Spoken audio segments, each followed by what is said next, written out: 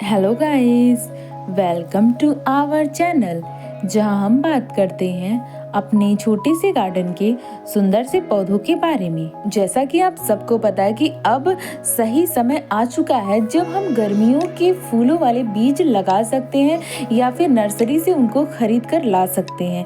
But कुछ plants ऐसे हैं जो सर्दियों में भी फ्लावरिंग करते हैं और गर्मियों में भी अगर हम उनकी थोड़ी सी केयर कर लें तो पूरी गर्मी भर वो ढेर सारी फ्लावरिंग हमें देते रहेंगे। तो ऐसे ही हम एक प्लांट के बारे में बात करेंगे जिसका नाम है डैंथस। डैंथस को सर्दियों में भी ग्रो किया जा सकता है और थोड़ी सी अगर हम केयर करें तो हम उसे गर्मियों में भी ग्रो कर सकते हैं। तो आज हम बताएंगे इस वीडियो में आपको डैंथस के बीज से लेकर फूल आने तक की पूरी जानकारी। तो अगर आपको ये वीडियो पसंद आए तो हमारे चैनल को लाइक से सब्सक्राइब जरूर करें। Thanks for watching. जैसा कि आप सबको पता है कि जो डैंथस का पौधा होता है उसको ज़्यादातर हम सितंबर, अक्टूबर और नवंबर में ग्रो करते हैं। उसके बाद से हम अगर इसकी सही से केयर करें तो हम उससे 3 से 4 बैचेस में इससे फूल पा सकते हैं। मतलब एक बार फूल आने के बाद अगर हम उसकी डेड हेडिंग करते हैं तो नेक्स्ट टाइम हम उससे भी ज़्यादा फूल पा सकते हैं। तो आज हम आपको बताएंगे कि थोड़ा सा अगर हम केयर करें तो गर्मियों में भी हम उसकी केयर कर सकते हैं और पौधे को बचा सकते हैं और उससे फूल भी पा सकते हैं। तो सबसे पहले बात कर लेते हैं कि हम इसके बीजों को कब लगा सकते हैं और कैसे लगा सकते हैं। तो बीज आप नॉर्मल खरीद के भी ला सकते हैं और मीशो से भी आप ले सकते हैं। ये जितने प्लांट्स आप देख रहे हैं मेरे डैंथस के, ये सब मैंने मीशो से खरीदे हुए बीज से ग्रो किया है। और आप देख सकते हैं कितने सुंदर फूल खिले हुए हैं और कितने कलरफुल फूल आए हैं। बहुत ही सुंदर फ्लावरिंग हो रही है और बीज भी बहुत ही अच्छी क्वालिटी के थे। तो बीजों को लगाने का जो टेम्परेचर होता है वो 20 डिग्री या 25 डिग्री तक होता है, तब बीज बहुत अच्छे से जर्मिनेट होते हैं। तो इसको लगाने का सही समय जो माना जाता है वो सितंबर, अक्टूबर, नवंबर। और थोड़ी सी अगर हम ध्यान दें तो इसको हम दिसंबर, जनवरी, फरवरी में भी ग्रो कर सकते हैं। बट जब ज़्यादा टेम्परेचर होता है तब सीड से इसके जर्मिनेट नहीं होते हैं, यानी गर्मियों में आप इसके बीज को नहीं ग्रो कर सकते हैं। पौधे अगर आपके पास ऑलरेडी हैं तो वो आप बचा सकते हैं, उनसे फूल पा सकते हैं। तो बीजों को लगाने का सही समय जैसा कि मैंने आपको बताया कि सितंबर, अक्टूबर, नवंबर में आप ग्रो कर सकते हैं।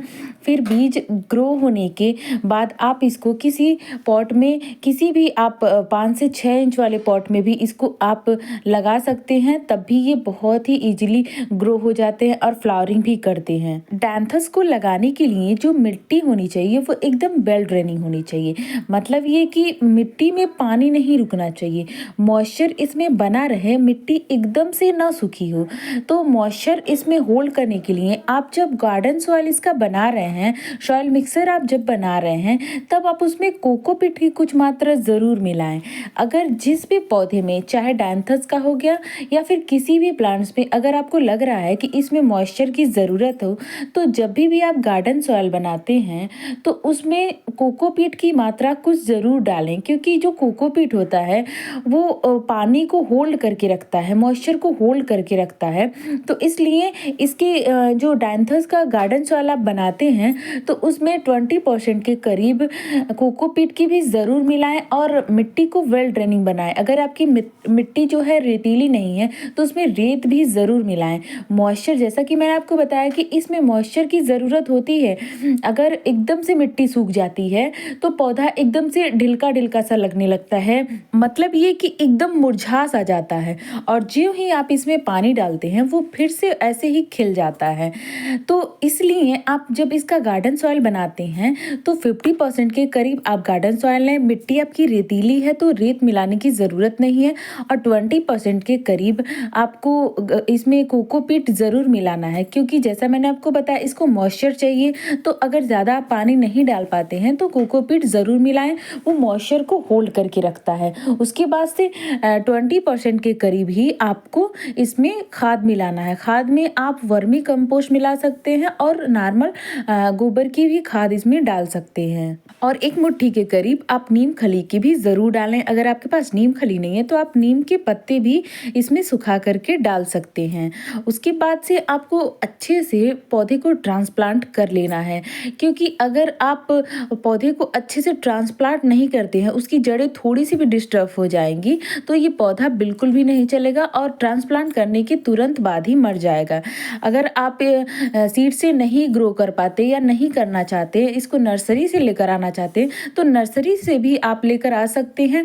बस उसको एक कम से कम 1 हफ्ते के लिए तो ज़रूर उसको अपने इन्वायरमेंट में सेट होने के लिए छोड़ दें, फिर 1 हफ्ते बाद उसको ट्रांसप्लांट किसी भी पॉट में आप कर सकते हैं। पौधे को ट्रांसप्लांट करने के बाद कुछ ही टाइम पे इनकी ग्रोथ अच्छी होने लगती है।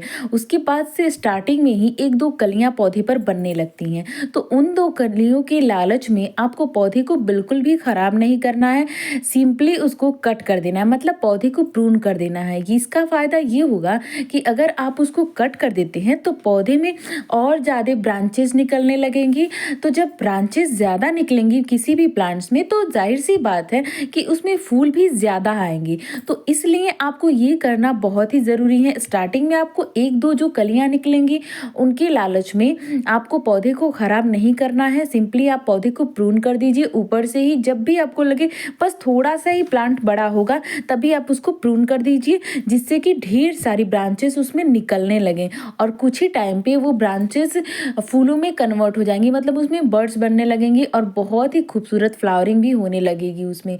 तो इसलिए उनको प्रून करना बहुत ही ज़रूरी है। जो पिंचिंग कहा जाता है वो आप पौधे में ज़रूर करें जब पौधा थोड़ी सी ही ग्रोथ कर ले रहा हो तो। और ये करना इसलिए भी ज़रूरी होता है कि जैसा मैंने आपको बताया कि इससे ढेर सारे फूल आते हैं। जब मेरा पौधा थोड़ा सा ही अभी मैंने ट्रांसप्लांट करने के करीब 15 से 20 दिन के बाद ही इसको थोड़ी सी इसकी प्रूनिंग कर दी। प्रूनिंग करना पौधे को घना बनाने के लिए सबसे ज़्यादा ज़रूरी होता है।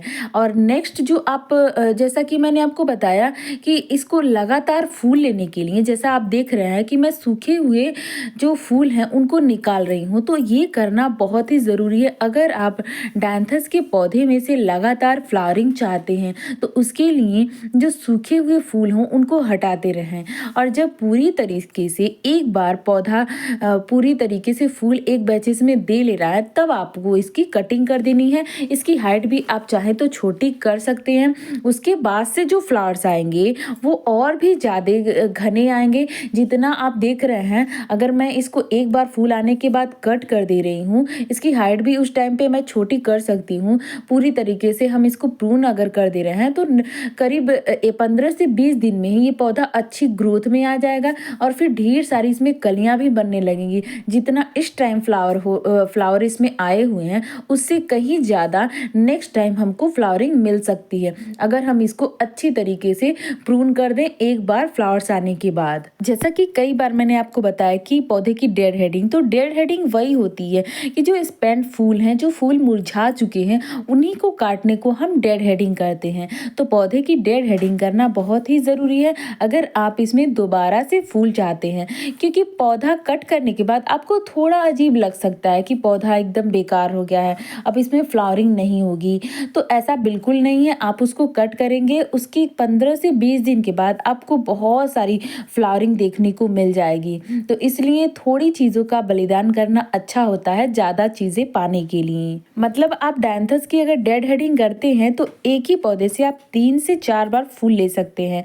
मैंने जो आपको दिखाया है, जो आप देख रहे हैं डायंथस का पौधा, ये मेरा फर्स्ट टाइम है जब मैं ग्रो कर रही हूँ और ये पहली बार है जो फ्लावरिंग हो रही है। जैसे ही इसके जो फूल हैं, जो फूल आ रहे हैं, जो स्पेंट फूल हो जा रहे हैं, मैं उनको निकालती रह रही हूँ और जैसे ही सारे फूल मुरझा जाएंगे, सूख जाएंगे, तो मैं इसकी डेड हेडिंग ज़रूर करूँगी। पौधे की भी हाइट मैं उस टाइम छोटी कर दूँगी जिससे कि मुझे नेक्स्ट टाइम भी इसमें फ्लावरिंग अच्छे से मिल जाए। और इसके बाद से, मतलब ये मार्च का महीना चल रहा है, तो इसके बाद गर्मियाँ आ जाएंगी, तो उसी के बारे में हम आपको बताएंगे कि हम इसकी केयर कैसे कर सकते हैं। तो उसके लिए सबसे ज़रूरी है इसको सुबह की धूप वाली जगह पे रखना। मतलब इसको ऐसी जगह पे रखना है जहाँ पे इसको बस सुबह की धूप मिलती है, तभी ये गर्मियों में सरवाइव कर पाएगा। अदरवाइज ये पौधा मर भी सकता है क्योंकि ज़्यादा टेम्परेचर नहीं चाहिए होता है डायंथस के पौधे को। तो इसको ऐसी जगह पे शिफ्ट करें जहाँ पे इसको सुबह की बस 1-2 घंटे की धूप मिलती हो। फरवरी के बाद आपको इसके जो जगह है उसको चेंज कर देना रहता है, क्योंकि फरवरी के बाद मतलब मार्च स्टार्टिंग से ही टेम्परेचर बढ़ने लगता है। तो वो डायंथस का पौधा उतना टेम्परेचर मॉइस्चर सहन नहीं कर सकता है। तो इसलिए आपको इसको ऐसी जगह पे शिफ्ट करना है जहाँ पे इसको बस सुबह की ही धूप पड़ती हो। अगर आप इसको एकदम इंडोर में शिफ्ट कर देते हैं, एकदम सैडेड एरिया में शिफ्ट कर देते हैं, तब भी ये पौधा उतनी अच्छी ग्रोथ में नहीं रहेगा। तो इसलिए सुबह की धूप, क्योंकि सुबह की धूप बहुत ही हल्की होती है, ज़्यादा पौधे पर बुरा असर नहीं पड़ेगा, तो इसलिए सुबह की धूप वाली जगह पे रखें, बट कंप्लीटली इसको इंडोर ना करें। और जहाँ तक बात रही इसमें पानी की, मतलब इस टाइम पे जैसे टेम्परेचर जब बढ़ता है तो इसमें पानी की भी ज़रूरत ज़्यादा हो जाती है। तो इसमें मॉइस्चर हमेशा बना रहना चाहिए। अगर मिट्टी एकदम से सूख जाती है तो पौधा भी मरने लगता है, इसलिए कोशिश हमेशा ये करें कि इसमें मॉइस्चर बना रहे। तो इसीलिए जब भी आप इसका सॉइल मिक्सचर बनाएं तो उसमें कोकोपीट ज़रूर इसमें डालें, जिससे कि मॉइस्चर वो होल्ड करके रखता है। अब बात आती है कि हमें, जैसे हमने सर्दियों में इसको फर्टिलाइज किया है, वैसे क्या हमें गर्मियों में भी करना चाहिए? तो आप उसको कर सकते हैं, बट जो केमिकल युक्त खाद है जैसे कि डीएपी वगैरह हो गया, इसको नहीं देना है, इसको अवॉइड करना है। जैसा कि मैंने आपको बताया कि जब मैंने इसको ग्रो किया था, मतलब अक्टूबर नवंबर में मैंने इसको लगाया था, सीड से मैंने ग्रो किया था, तो मैंने दिसंबर में इसको सरसों की खली का लिक्विड फर्टिलाइज़र बना करके दिया था, और बस एक ही बार दिया था, उसके बाद कभी नहीं दिया। और इतनी सुंदर फ्लावरिंग इसमें हो रही है। तो अगर आप इसमें फ्लावरिंग चाहते हैं गर्मियों में भी, तो आप सरसों की खली का लिक्विड फर्टिलाइज़र दे सकते हैं, बट ज़्यादा मात्रा में आपको देने की ज़रूरत नहीं है, मतलब बार बार आपको देने की ज़रूरत नहीं है।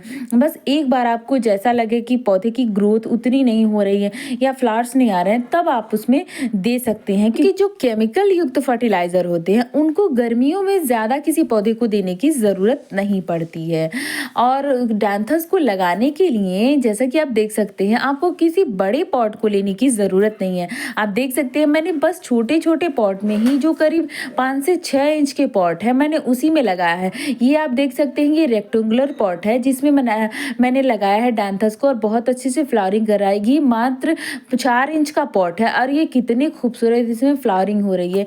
तो जो डैंथस होता है उस बहुत ही ज़्यादा बड़ी जड़ वाला पौधा नहीं है, तो आप उसको छोटे से पॉट में अगर लगा देते हैं तब भी ये बहुत अच्छे से फ्लावरिंग करता है। जितने मेरे डैंथस के पौधे हैं वो सारे छोटे ही पॉट्स में हैं। जैसा कि आप देख सकते हैं, मैक्सिमम मैंने जितने भी पॉट्स रखे हैं वो सब मैक्सिमम 6 इंच के ही हैं, उससे ज़्यादा किसी भी पॉट में मैंने डैंथस को नहीं लगाया। और इसके पहले मुझे कोई आइडिया भी नहीं था कि कितने मतलब गहराई वाले पॉट में इसको लगाना चाहिए, बट मैंने जितने भी गहराई वाले पॉट्स में लगाए हैं बहुत अच्छे से जर्मिनेट हुए हैं और बहुत अच्छे से फ्लावरिंग भी कर रहे हैं। तो इसके लिए आपको कोई बड़ा पॉट लेने की ज़रूरत नहीं है डैंथस को, क्योंकि डैंथस कोई बड़ी जड़ वाला पौधा नहीं है। तो इसको आप किसी भी छोटे पॉट्स में लगा सकते हैं, वो बहुत अच्छे से ग्रो होगा, फ्लावरिंग भी भर भर के होगी उसमें। जैसा कि आप देख सकते हैं कि छोटे ही पॉट में मेरे कितने सारे फ्लावर्स खिले हुए हैं और बहुत ही सुंदर लग रहे हैं। तो इसको अगर आप बॉर्डर बनाने के पर्पज़ से लगा रहे हैं, तब भी आप अपने घरों पे, अगर आपके वहाँ ज़मीन है, ज़मीन में लगाना चाहते हैं तो बॉर्डर के पर्पज़ से आप लगा सकते हैं। एक लाइन में लगाइए, जो बहुत ही सुंदर लगते हैं, बहुत ही खिल के आते हैं फ्लावर्स। तो इस तरीके से डैंथस आप किसी बॉर्डर बनाने में भी लगा सकते हैं अपने घरों पे, जो बहुत ही खूबसूरत फ्लावरिंग करता है और बहुत ही सुंदर लगता है। ये अलग अलग स्ट्रक्चर्स फ्लावर्स में आते हैं। आप देख सकते हैं जितने भी मेरे फ्लावर्स हैं, एक फ्लावर्स स्ट्रक्चर बिल्कुल भी सेम नहीं है, सब अलग अलग हैं। आप ये देख सकते हैं, ये पिंक, वाइट और रेड में कुछ कॉम्बिनेशन करके है, जो बहुत ही सुंदर लग रहा है। इसको मैंने जो हमारे प्लास्टिक के डब्बे होते उसके ढक्कन में मैंने लगाया है, जो बहुत ही अच्छे से फ्लावरिंग कर रहा है। तो आप इसको देख करके पता लगा सकते हैं कि किसी भी छोटे पॉट में डैंथस का जो पौधा होता है वो बहुत अच्छे से सर्वाइव कर जाता है। तो जितने भी मैंने आपको टिप्स एंड ट्रिक्स बताए, अगर आप इनका यूज़ करके डैंथस को ग्रो करते हैं तो बहुत ही ईजी तरीके से आप ग्रो कर सकते हैं किसी भी मौसम में। मतलब ग्रो करने का तो सही समय सितंबर अक्टूबर का ही होता है, क्योंकि सीड्स उसी में जर्मिनेट होते हैं। बट अदरवाइज अगर आपको गर्मियों गर्मियों में पौधे को बचाने की बात है तो जितने भी मैंने आपको टिप्स एंड ट्रिक्स बताए हैं उनका यूज करके, उनको फॉलो करके आप अपने पौधे को बचा सकती हैं इन गर्मियों में और फिर आप उनसे ढेर सारे फूल भी पा सकती हैं। क्योंकि डैंथस जो होता है वो बहुत ही ईजी टू ग्रो प्लांट्स होता है। इसको ज़्यादा केयर की ज़रूरत नहीं होती है, बस थोड़ा सा टाइम टेकिंग प्रोसेस होता है, मतलब थोड़ा सा वेट करना होता है आपको। इसकी फ्लावरिंग में थोड़ा सा टाइम लगता है। जब जो प्लांट्स होता है वो अपनी एज कंप्लीट कर लेता है तभी इसमें फ्लावरिंग होती है, तो उसका पेशेंस आपको रखना पड़ेगा क्योंकि फ्लावरिंग आने में थोड़ा सा टाइम लगता है। ये टाइम टेकिंग प्रोसेस होता है, तो 2-2.5 महीने का समय इसको ज़रूर दीजिए और तभी इसमें बहुत अच्छे से फ्लावरिंग होता रहेगा। 2 से 3 बार आप एक ही पौधे से फ्लावरिंग ले सकते हैं। जैसे जैसे आप इसकी डेड हेडिंग करते रहेंगे फ्लावर्स आपको मिलते रहेंगे। और जितने भी मैंने टिप्स एंड ट्रिक्स बताए उनका यूज करके आप अपने घर पर, अपने गार्डन में डैंथस के पौधे को ग्रो कर सकते हैं और उनके फूलों से आप अपने घर पर फूलों का एक बहुत ही अच्छा खूबसूरत जंगल बना सकते हैं। क्योंकि इनके फूल जो होते हैं वो बहुत ही खूबसूरत, बहुत ही रंग बिरंगे आते हैं जिससे हमारा गार्डन और भी खूबसूरत लगने लगता है।